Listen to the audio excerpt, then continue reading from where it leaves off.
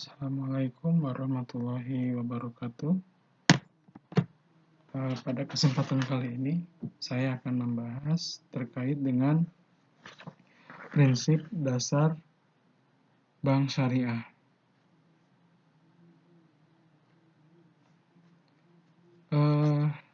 Diawali dengan definisi lembaga keuangan syariah.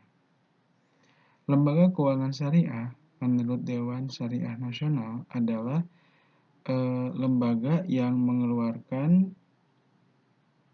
produk keuangan syariah yang mendapat izin operasional sebagai keuangan syariah. Contoh yang ada di sekitar kita yang merupakan lembaga keuangan syariah adalah bank syariah, unit usaha syariah, PPR syariah, koperasi syariah, asuransi syariah, reksadana syariah, pegadaian syariah, dan lain-lain sebagainya. Lembaga-lembaga tersebut mengeluarkan produk keuangan syariah. Di antaranya adalah murabahah, mudharabah, musyarakah, salam, dan lain-lain, serta yang pasti harus mengikuti aturan Dewan Syariah Nasional, dan kemudian untuk pencatatannya harus mengikuti PSAK Syariah. Terdapat dua unsur yang harus dipenuhi oleh lembaga keuangan syariah. Yang pertama adalah kesesuaian dalam syariah Islam, dan yang kedua adalah unsur legalitas sebagai lembaga keuangan. Kesesuaian syariah di mana lembaga keuangan syariah mengikuti aturan-aturan dan fatwa terkait dengan produk syariah yang dikeluarkan oleh Dewan Syariah Nasional melalui fatwa DSN. Kemudian, kesesuaian syariah ini diawasi oleh suatu unit dalam entitas syariah, yaitu Dewan Pengawas Syariah, yang tugasnya adalah mengawasi entitas syariah atau lembaga keuangan syariah dalam menerapkan prinsip-prinsip syariah dalam operasional entitas tersebut, sehingga dalam berjalan atau dalam beroperasi entitas syariah tetap memegang teguh ketetapan-ketetapan syariah. Ya, jadi DPS itu sering dan wajib ada pada lembaga keuangan syariah dan menjadi salah satu pembeda yang paling utama yang ada pada struktur organisasi bank syariah dan bank konvensional.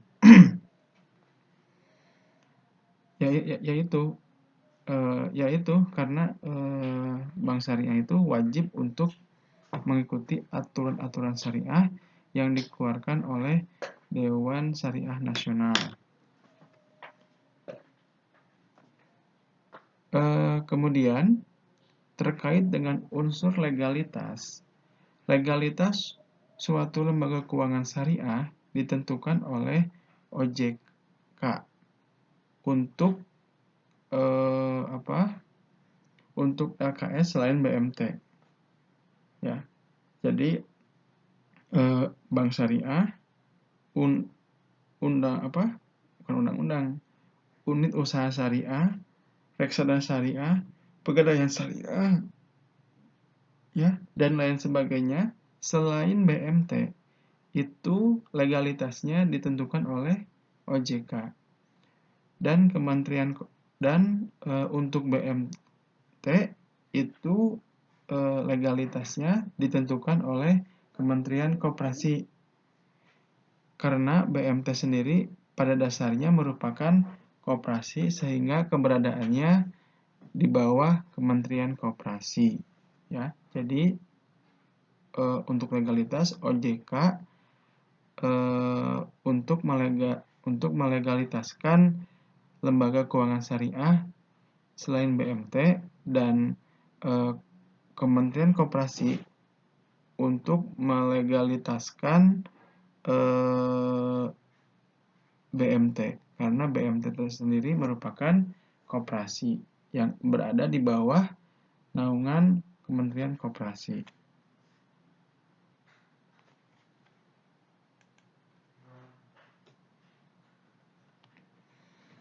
Kemudian secara umum ada 4 prinsip dan hukum muamalah yang umum kita gunakan, ya, yaitu 1.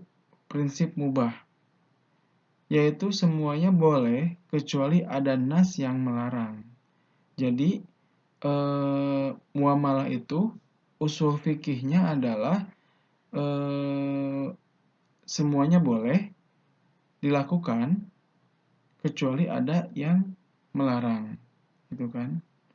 Berbeda dengan kaidah fikih dalam beribadah. Semua aktivitas ibadah itu dilarang kecuali ada nas. Nas itu tuh dalil-dalil, ada dalil yang membolehkan, ya. Kalau untuk muamalah itu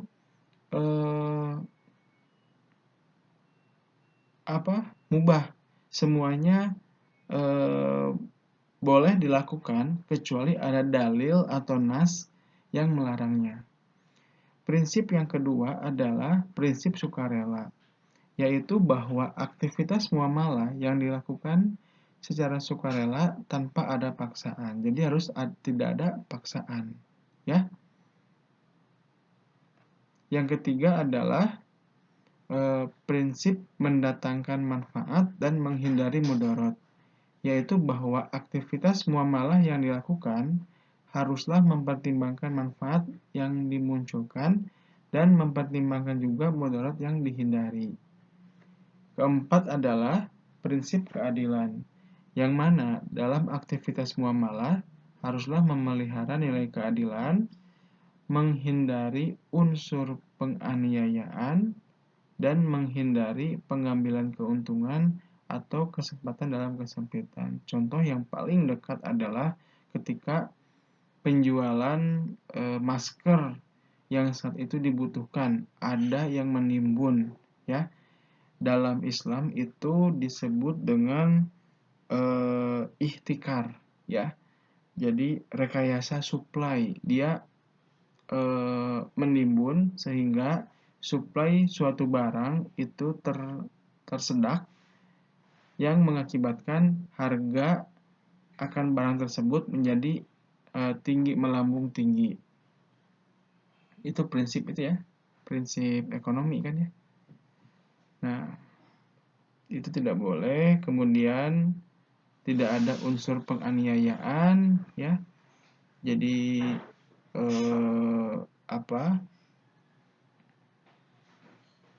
seperti maisir, ya, perjudian, itu kan ada unsur penganiayaan sebenarnya, karena yang kalah harus bayar, ya, gitu kan.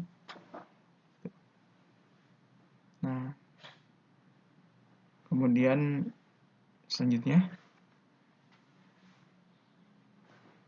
nah, kemudian dalam hal pengambilan keuntungan berikut ini adalah prinsip pengambilan keuntungan. Yang pertama adalah antarodin minkum atau rela sama rela. Jadi, kerelaan merupakan syarat utama adanya keuntungan dalam setiap transaksi. Tidak sah jika ada pihak yang merasa tidak rela atas adanya suatu transaksi. Makanya, dalam setiap akad itu selalu ada kalimat tidak ada paksaan. Nah, maksudnya apa? Maksudnya adalah untuk memperlihatkan kerelaan dari kedua belah pihak, antara si penjual dan si pembeli, ya. Yang kedua adalah prinsip la tajlimuna wala tazlamun. Tidak ada pihak yang menzolimi ataupun dizolimi. Setiap transaksi haruslah menghindari kegiatan zolim, baik dizolimi ataupun menzolimi.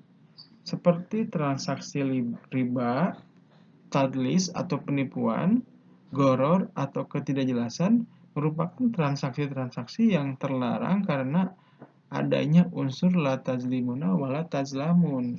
Jadi ada yang dizolimi dan ada yang menzolimi, ya. Kemudian yang ketiga adalah al-haraz bil ad-daman, ya, bahwa hasil usaha muncul bersama biaya, ya.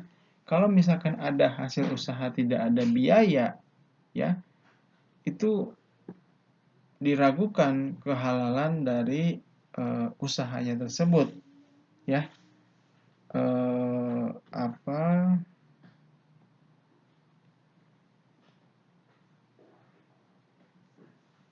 Di mana biaya adalah upaya yang dilakukan untuk mendapatkan keuntungan. Jika tidak ada biaya tapi dapat untung, itu artinya haram. Contoh bunga atas pinjaman. Biaya apa yang dikeluarkan oleh peminjam? Hanya memberikan pinjaman, tidak ada resiko yang diemban, tapi ia mengharapkan keuntungan dari pinjaman tersebut, ya. Pinjaman itu merupakan akad tolong menolong atau tabaruk. Mengapa harus dibungakan, ya? Harus diambil satu keuntungan, ya. Istilahnya di mana iwatnya? Tidak ada iwatnya, ya. Itu menurut MUI, ya. Kalau untuk sebagian ulama juga ada yang membolehkan sebenarnya, tapi untuk sebagai seorang akuntan, ya, yang profesional, kita hanya taat dan patuh pada organisasi yang mewakili pemerintah, yaitu Majelis Ulama Indonesia, ya.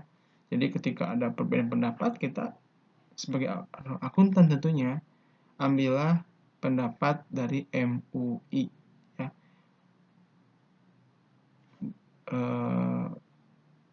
Banyak ulama yang membolehkan, tetapi juga lebih banyak juga ulama yang tidak membolehkan. Itu silakan kalian pilih sendiri. Kemudian,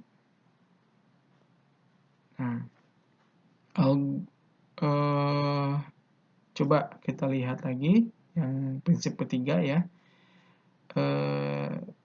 Jika contohnya adalah murabahah atau jual beli,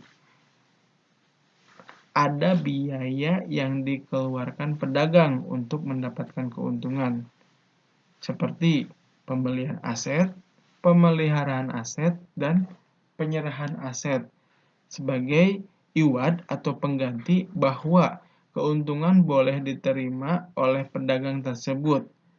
Dari konsep inilah maka murabahah itu boleh, ya, dan pinjaman yang dibungakan itu tidak boleh, ya kan?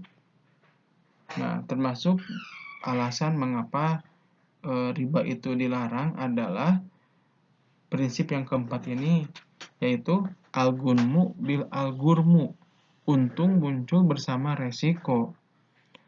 Boleh ada keuntungan yang didapat asal ada resiko yang sama-sama diterima. Contohnya adalah musyarakah, mudharabah. Nah, akad ini baik pengelola maupun pemodal sama-sama memiliki resiko, yaitu ketidakpastian dalam usaha produktif yang dijalankan, ya. Jika gagal total yang diakibatkan oleh kelalaian atau force majeure, maka pengelola tidak wajib mengembalikan modalnya, apalagi bagi hasil keuntungan, ya. Tetapi kalau misalkan bunga pinjaman, apapun alasannya, apapun kondisinya, pinjaman harus dikembalikan beserta bunga yang melekat pada pinjaman tersebut.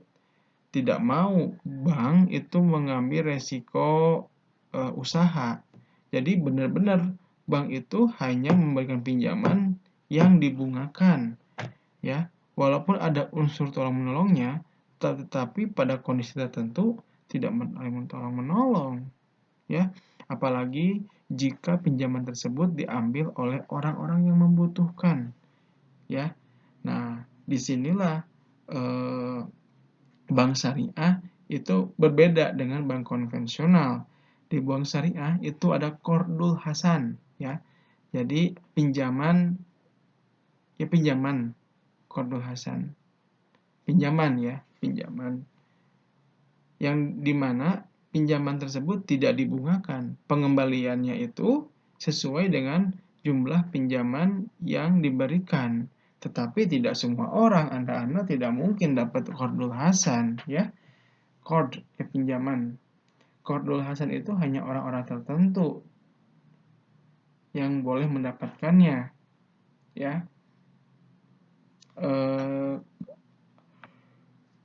Biasanya ini merupakan dana CSR perusahaan ataupun dana non halal yang didapat oleh bank syariah ketika menyimpan dananya pada satu entitas konvensional.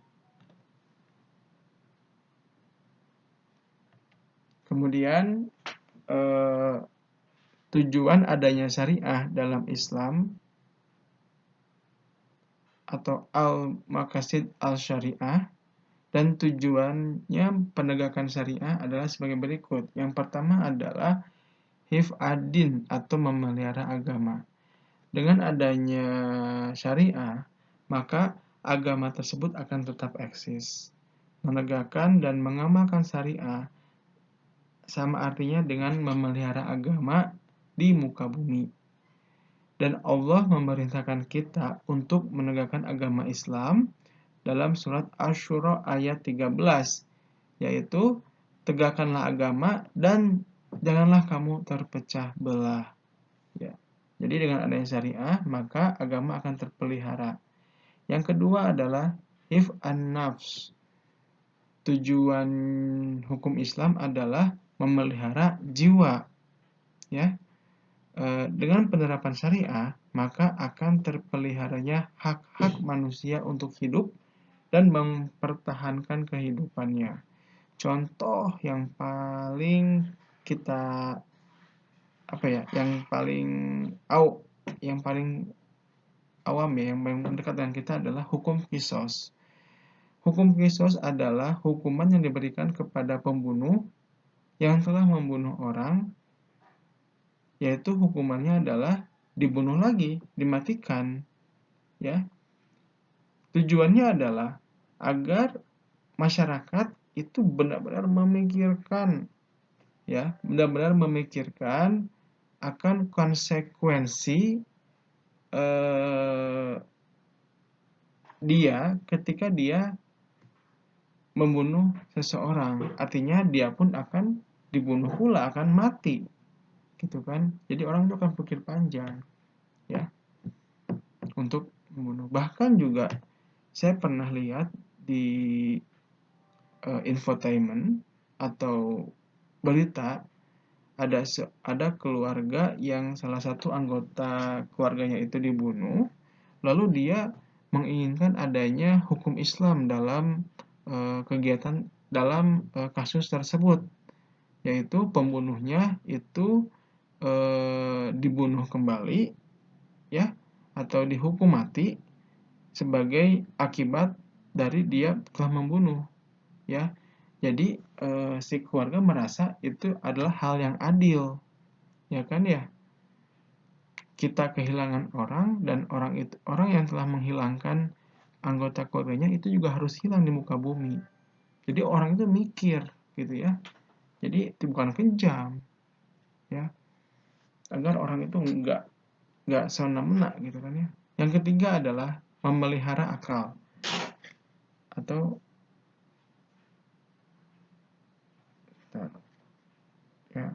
memelihara akal atau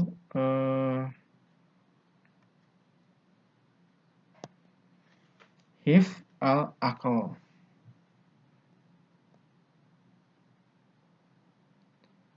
Di mana syariah itu melarang adanya aktivitas-aktivitas ataupun kegiatan yang menghilangkan akal seperti khamar, arak, narkoba, ataupun perbuatan cabul. Nah, syariah itu ada untuk hal itu, ya. Kemudian yang keempat adalah memelihara keturunan, ya.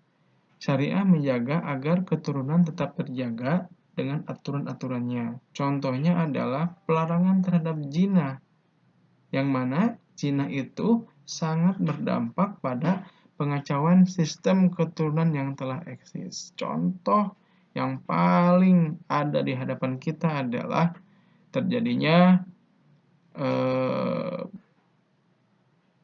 bom kependudukan yang ada di Singapura, Korea Selatan, ya, dan juga Jepang. Itu mereka mengalami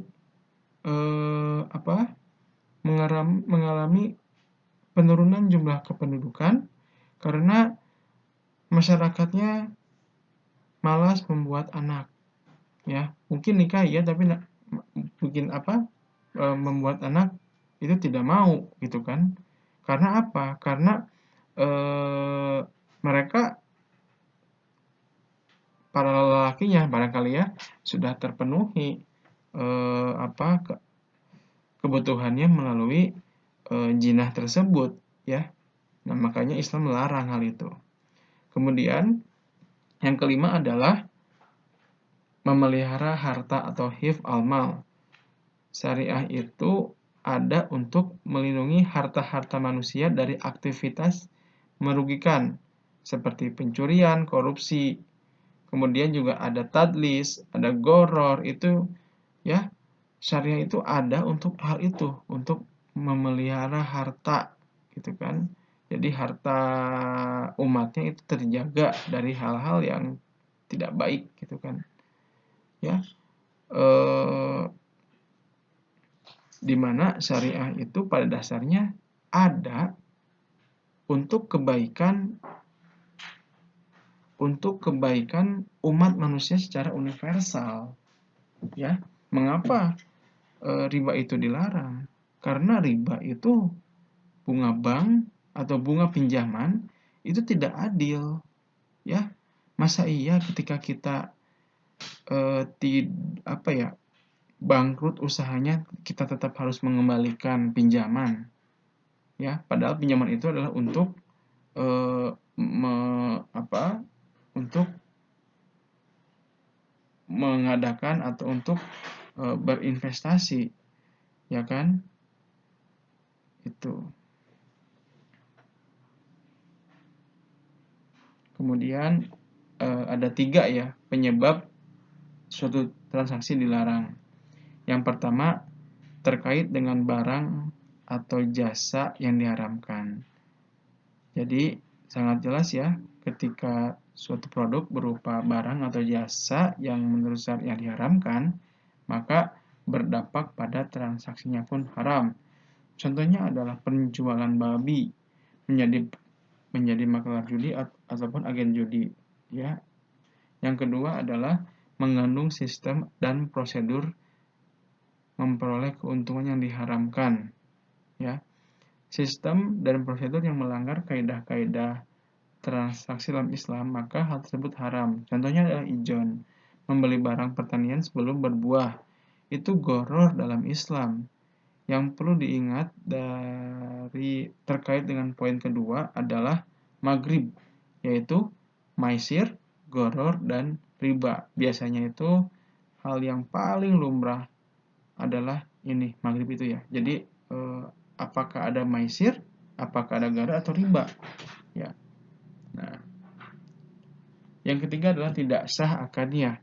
Ketika rukun suatu akad dilanggar, itu artinya tidak sah transaksinya, ya. Ini haram zatnya, haram sistem dan prosedur atau haram selain zatnya, dan juga tidak sah akadnya. Ketika ketika ketiga ini itu ada, maka transaksinya pun haram.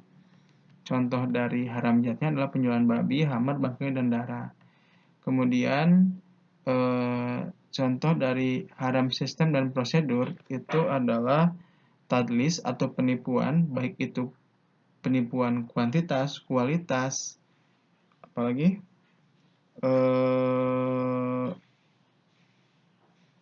ya pokoknya apa penipuan waktu gitu kan penyerahannya. Nah, itu adalah haram ya, jadi tidak boleh ya. Contohnya adalah darmaji itu. Tahu?